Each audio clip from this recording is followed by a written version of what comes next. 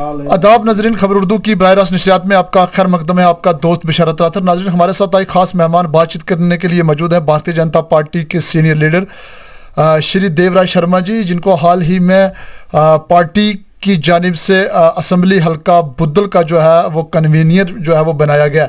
आज हम बात कर रहे हैं कि कोशिश करेंगे कि जम्मू कश्मीर के अंदर इस वक्त एक हलचल सी पैदा हो चुकी है स्टेट लैंड को लेके। गरीब लोग जो है वो परेशान हाल हैं।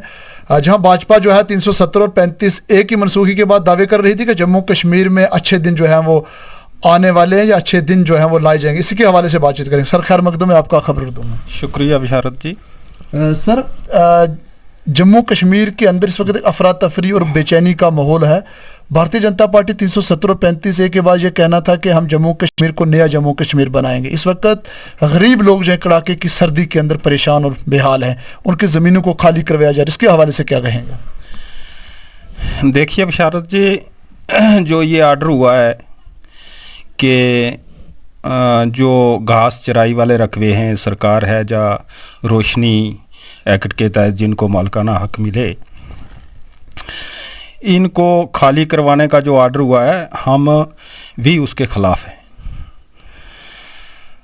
हमारी सरकार सेंटर के अंदर है, यहाँ स्टेट में LG साहब हैं, जो मनोज सिन्हा साहब, वो यहाँ काम चला रहे हैं।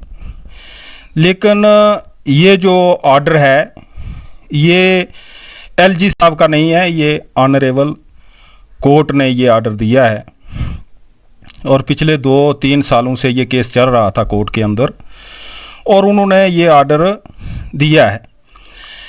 इसमें स्टेट के अंदर हमारी स्टेट है जो ये तकरीबन 95% लोग हैं जो वो देहात के अंदर रहते हैं और बड़े ही गरीब और बेसहारा लोग हैं।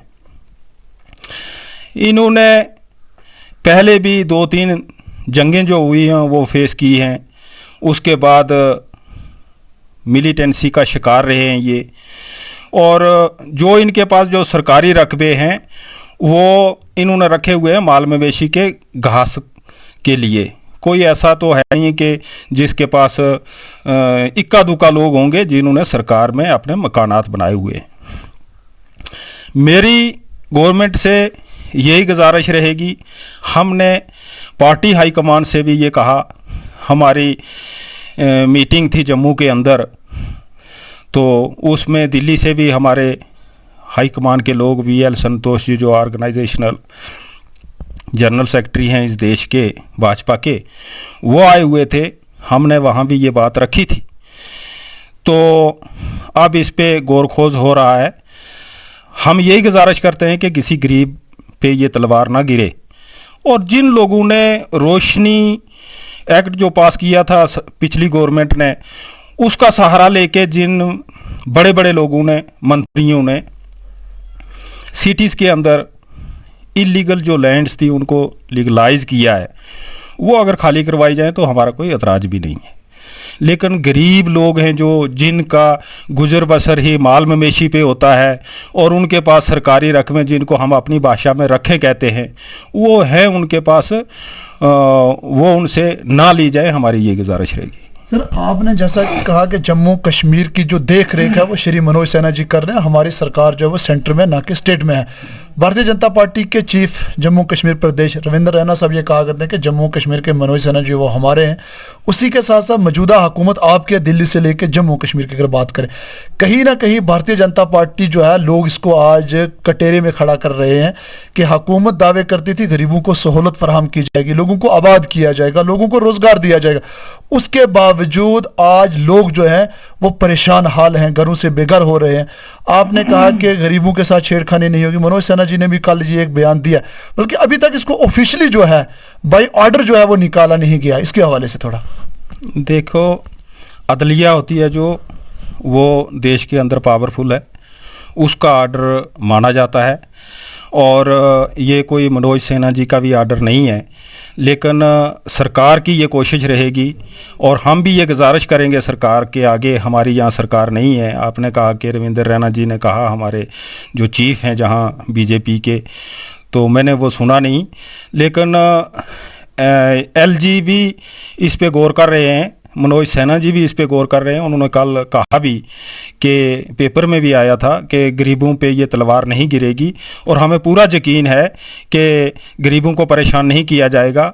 लेकिन एक बात है कि यहाँ पिछले 7-8 सालों से अपोजिशन थी जो, वो बिल्कुल एक वो बिल में बढ़ गई थी, और उनको कोई आदमी नहीं मिलता था कि वो लेके बाज़ार में सड़कों पे निकलें। ये उनके लिए एक पॉइंट मिला है उनको कि 4 लोग उनके साथ इकट्ठे हो गए हैं और उनको नाराबाजी करने का मौका मिल गया है। सर, अगर कल कहीं लोग इस चीज़ को लेके, अपनी पीड़ा को, अपने दर्द को लेके कल एहतजाज सड़कों पे जो है उसका रुख करते हैं या एहतजाज की शक्ल अख्तियार करते हैं, क्या मास्टर देवराज शर्मा जो भारतीय जनता पार्टी के यहाँ सीनियर लीडर हैं, एक अरसा दराज से उन्होंने पार्टी के लिए वो काम कर रहे हैं और करते आ भी रहे हैं इस वक्त, क्या आप लोग भी कल उनके साथ खड़े होंगे?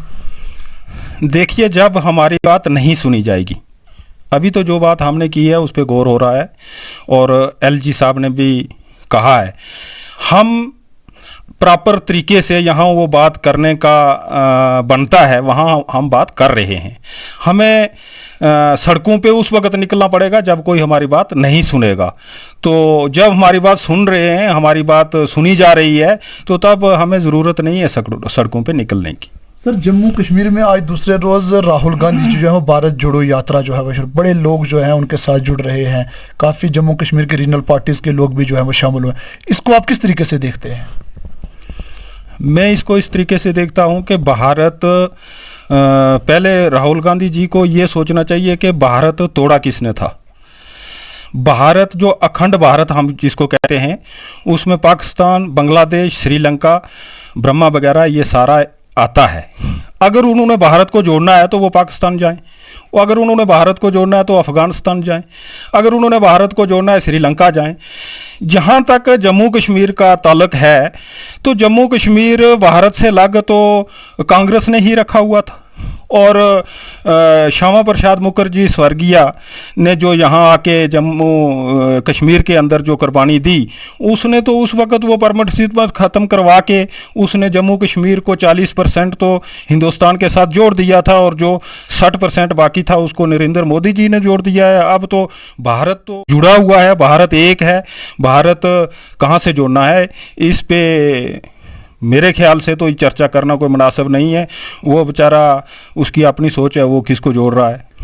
आखिरी सवाल रहेगा सर कि गुज़श्ता दिनों की बात हम करें कि इलेक्शन कमीशन ऑफ इंडिया ने दिल्ली के अंदर ऑल पॉलिटिकल पार्टीज़ की जो है वो रीजनल पॉलिटिकल पार्टी जितनी भी थी देश की, उनको मदऊ किया था दिल्ली के अंदर कि कोई चर्चा जो है उस पर की जाए इलेक्शन के मद्देनज़र रखते हुए कुछ माइग्रेंट्स के वोटरों के ऊपर। उन्होंने ये कहा है कि जम्मू कश्मीर के अंदर जो है अभी मौसम की भी ख़राबी और सिक्योरिटी सूरत हाल जो है वो इसके लिए जो है वो ठीक नहीं है। उमर अब्दुल्ला साहब का ये बयान आ रहा है कि जब भारतीय जनता पार्टी जो है वो इंतखाबात करवाने से जो वो भाग रही है, डर रही है, उसकी ज़मीन जो है वो खिसक चुकी है। इसके हवाले से देखिए, भारतीय जनता पार्टी 24 घंटे इलेक्शन के लिए तैयार रहती है। भारतीय जनता पार्टी इलेक्शन से कभी भी कुतराती नहीं है। अब ये इलेक्शन कमिश्नर ने देखता है, वो इंडिपेंडेंट दायरा है।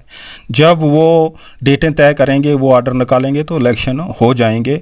भारतीय जनता पार्टी कभी भी इलेक्शन से कतराती नहीं है, ना ही इलेक्शन से भागती है। भारतीय जनता पार्टी का एक पोलिंग बूथ तक का जो वर्कर है वो 24 घंटे इलेक्शन के लिए तैयार रहता है।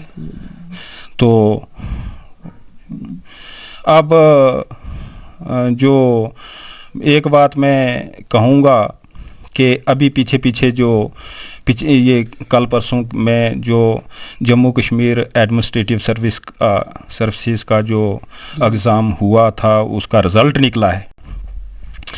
तो हमारे जो रिमोटेस्ट एरिया से बच्चे आए हैं, मैं उनको मुबारकबाद देता हूँ, सबको मुबारकबाद देता हूँ कि बच्चों ने बड़ी मेहनत की और उनकी मेहनत ने रंग लाया। और हमारी स्टेट से आज 187 बच्चे जो कम्पिटिटिव एग्ज़ाम जिन्होंने फेस करके इस स्टेट की सेवा करने के लिए जिन्होंने ये मेहनत की है, मैं उनको दिल की गहराइयों से मुबारक देता हूँ। और एक बात से मैं बहुत बड़ा मुतासर हुआ हूँ, जो मैंने इंटरव्यू सुना आशीष कोहली जी जो ले रहे थे, एक डोडा के अंदर एक हमारी वानी फैमिली थी, उसके 3 बच्चे इस एग्ज़ाम क्वालिफाई किया, तीनों ने 2 बच्ची और 1 बच्चा। और उनका जो इंटरव्यू था, इतना मायूस कुन उन्होंने जो बातें बताई कि उनकी माँ ने अपने जेवर बेच के उन बच्चों को पढ़ाया और उनके पास मोबाइल भी नहीं था। तो मेरी आंखों में तो उस वक्त आंसू आ गए। इतनी कठिनाई में और इतने दूर दराज रिमोटेस्ट एरिया से भी बच्चों ने इतनी मेहनत की। मैं उनको दिल की गहराइयों से मुबारकबाद देता हूँ। सर, इसी के साथ आखिरी सवाल रहेगा, आपने बच्चों की हौसला अफजाई की, उनको मुबारकबाद पेश की और एक गर्व महसूस किया इस चीज़ के ऊपर। खिताब पीर पंचाल में हमारे जो नौजवान जो हैं वो इस वक्त नशे की लत में मुब्तला हो रहे हैं, पढ़े लिखे बच्चे जो हैं वो कहीं ना कहीं गलत रास्ते पे भटक गए। इस चीज़ को देखते हुए जो बच्चों ने कल बेहतरीन कामयाबी जो है वो हासिल की है, इस नौजवान नस्ल को आप क्या कहना चाहेंगे आने वाले दिन? देखिए बिशारत जी, जो नशे की यहाँ चल रही है तो इसके पीछे बहुत बड़ी साजिश है। ये नौजवानों का देश है। इस देश को ख़राब करने के लिए विदेशी ताकतें हैं जो वो लगी हुई हैं। ख़ास करके विदेशों से जो ये मुशनियात आ रही हैं और यहाँ के नौजवान को उसमें मुब्तला किया जा रहा है। मैं नौजवान पीढ़ी से ये गुजारिश करता हूँ कि एक तो वो अपनी जान है जो वो ख़तरे में डालते हैं, दूसरा अपने परिवार को दुख देते हैं, और तीसरा इस देश को भी ख़राब कर रहे हैं। वो इस नशे की लनत से दूर रहें, वो इस देश के अंदर ऐसा काम करें जैसा इन बच्चों ने किया है और आज सब लोग इनको मुबारक दे रहे हैं। तो ये एक बहुत बड़ा मसला है। पहले तो ये बड़ी बड़ी सिटियों में होता था, आज ये गांव तक पहुंच गया है और इसके ऊपर एडमिनिस्ट्रेशन को भी, गवर्नमेंट को भी और हर संजीदा शहरी को इस पे गौर खोज करना चाहिए और इसके साथ एक ऐसी लड़ाई लड़नी चाहिए ताकि हम इसको यहाँ से खदेड़ दें और बच्चों को ठीक रास्ते पे लाएं। बच्चों से भी मेरी ये अपील है कि इससे दूर रहें। ये एक बहुत बड़ी गलत चीज़ है। बहुत सारे बच्चे हमारे हैं जो यहाँ मौत का शिकार हो गए हैं और बहुत सारे बच्चे हैं जो वो पढ़ते पढ़ते अपनी लाइन पटड़ी से वो नीचे उतर गए हैं। तो ये एक बहुत बड़ी साजिश है विदेशी मुल्कों की और इस साजिश में अगर वो कामयाब हो गए तो हमारा देश है जो इसको बहुत बड़ा नुकसान होगा। सर, बहुत बहुत शुक्रिया, आपने अपना कीमती वक्त जो हमें दिया। Sir, thank you. हमारे साथ बात कर रहे थे मास्टर देवराज शर्मा जी, भारतीय जनता पार्टी के सीनियर लीडर। उन्होंने जम्मू कश्मीर एलजी मनोज सिन्हा जी की जानिब से ये बात जो है स्टेट लैंड को खाली करवाने, या उन्होंने ये कहा कि देश के अंदर अदलिया जो है वो सबसे बड़ी ताकतवर अदलिया को माना जाता है। उन्होंने कहा है कि साबका हुकूमतों के दौरान जिन लोगों को रोशनी एक्ट के तहत जो है वो ज़मीनें दी गई थी, सरकार जो है कहीं ना कहीं उस पर गौर खोज कर रही है और किसी गरीब के साथ जो है वो नाइंसाफ़ी नहीं होगी। उसी के साथ साथ उन्होंने गुज़श्ता रोज़ की अगर हम बात करें, जम्मू कश्मीर के अंदर कश्मीर एडमिनिस्ट्रेटिव सर्विस में जिन बच्चों ने नुमाया कामयाबी हासिल की, उन्हें मुबारकबाद पेश करते हुए नौजवानों से अपील की कि नौजवान जो है उनके रास्तों पर चले ताकि आने वाली नस्लें जो है हमारी बुराई से, नशे जैसी लानत चीज़ों से जो है दूर रहें। आप देखते हैं खबर हो तो आपके साथ फिर मुलाकात होगी। अब तक के लिए इतना ही। खुदा हाफिज़।